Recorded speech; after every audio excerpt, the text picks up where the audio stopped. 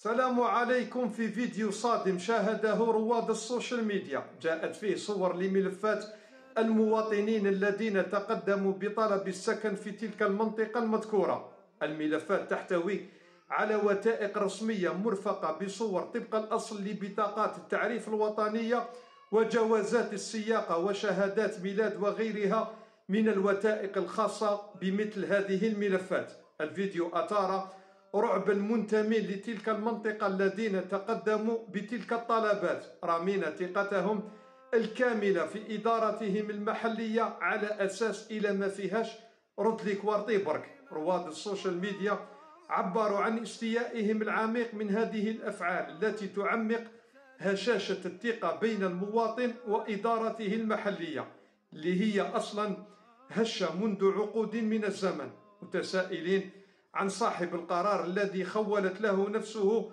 العبث بوثائقهم الرسمية من خلال تعليقات ساخرة وأحيانا محزنة، أهمها كان قول لنا ما فيهاش بلا ما تربح العيب. سلام.